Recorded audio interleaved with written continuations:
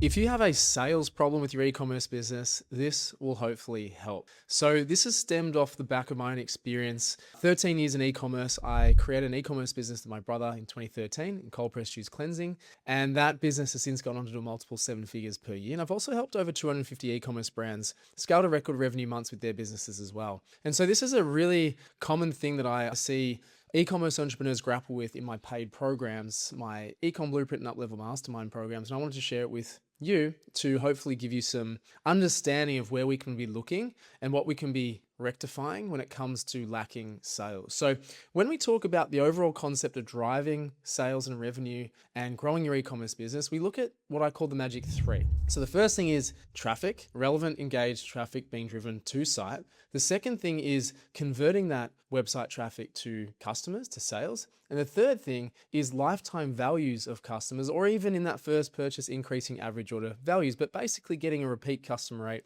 to something that actually going to enhance your profitability and prop up your cost per acquisitions on that front end. So even with those 3 things, you can probably identify where you might be at least a little bit deficient. Typically businesses are deficient in all of those areas. They're never 100% firing, but we want to obviously be propping them up as much as possible, but also just be focusing on one as much as possible. Okay, so where people typically come in and say, I have a traffic problem, and it just stops there, they don't typically think about the next 2 things. Now, what I want to particularly talk about in this video is the first 2. So the traffic and the conversion side of things, because this is where people can get a little bit confused and end up focusing their time, wasting a lot of time, money, and energy on the wrong things. Okay, so I once heard a mentor of mine talk about the most dangerous thing to your business and growing your business is working on priority number 2, not working on priority number 1. And so this is where I see people get really stuck. And it actually came as an example of a client that just came into our program, and they had a problem that they thought was priority number 1, but was actually priority number 2. And I'll just explain that to you in more context. And so the question came up, can you look at my website, right? I need to increase my conversions on site. I'm lacking sales and I want to improve my conversion rate. So this is a really typical thing that people see. We review people's websites all the time. You know, there's never one set and forget version. It's always version 2, 3, 4, 5. It goes on infinitely as we obviously iterate our business and learn and obviously create new products and offers and bundles and stuff like that. Okay. But the question came really simply. Now, before I actually had a look at it and gave my 2 cents, gave my thoughts on it, I asked this person what her conversion rate actually was. And rifling through her numbers, and luckily she had them on hand because that's really important that we have our numbers and know our numbers really readily. Her conversion rate was about 3.1%. And so my response to her was, do you think you have a conversion rate problem? Well, she said, well, look, I'm just not getting the sales I want. And, you know, if I can increase my conversion rate with what I'm already doing, you know, my sales and my profit will actually increase. And I said, yeah, that's absolutely true.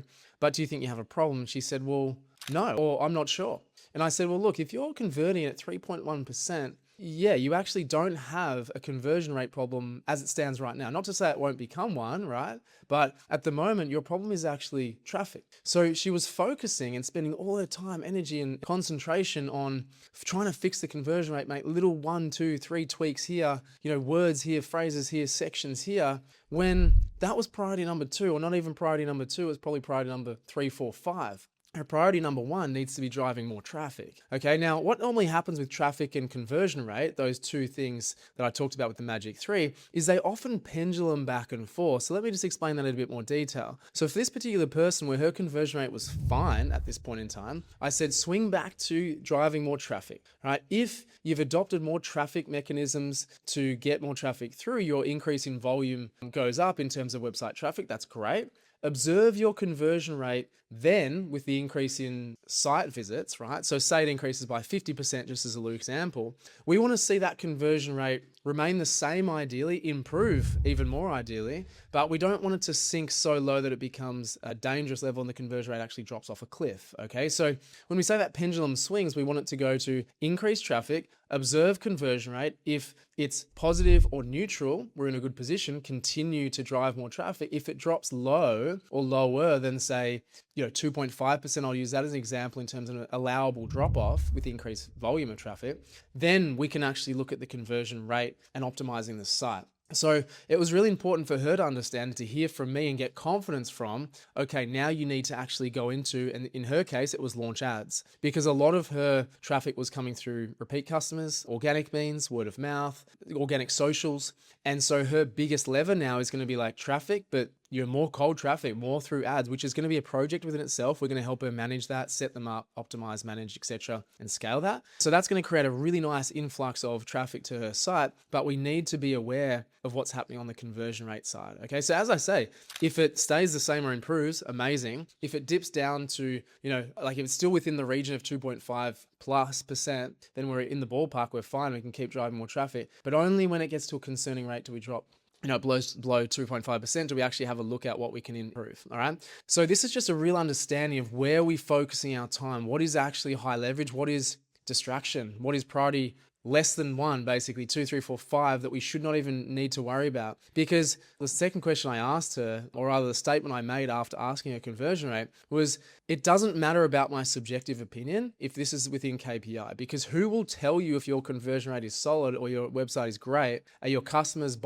through them buying, through their conversions? I honestly think that Carmex still has a very, very bad website, but it converts at 6 to 8% consistently.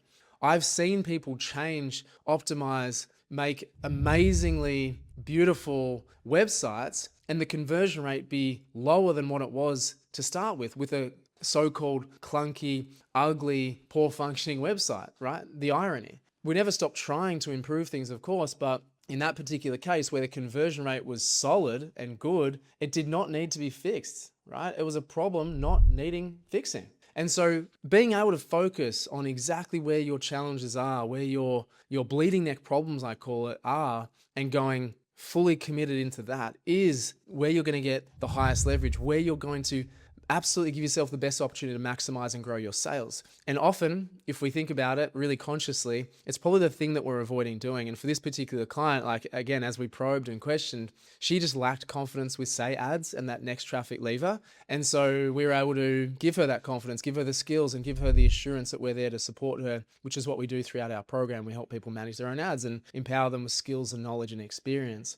But the story obviously being that we need to know where to focus, which I've obviously brought that point home through this little training video. So whatever it is for you, whether it's relevant engaged traffic, whether it's your actual conversion rate, oftentimes it is, if that's what we think it is, okay, or whether it's increasing repeat customers, average lifetime values, then that's exactly what you need to go and identify and then focus on and fix. Okay, one at a time, we just tick these things off. And as I say, the pendulum swings back and forth in accordance with those efforts to move the business forward and grow the business's sales. Okay, so look, I hope this was valuable for you from a perspective that you may not have heard before or articulated before. I hope it was valuable for you because when I explain it to my clients in my programs, they suddenly get a little bit of a light bulb moment, which is really gratifying. And obviously they can improve the real thing that they need to fix, okay, by focusing on that and having an outsider's perspective to tell them to focus on the right things. All right, so I hope this is valuable for you. If it was, I'd love a like, love a subscribe. Feel free to drop any comments below if you've got any or questions. If you want to know more about how we help e-commerce business, click on the link below. But other than that, I hope you got value from this and I'll catch you in the next one. See ya.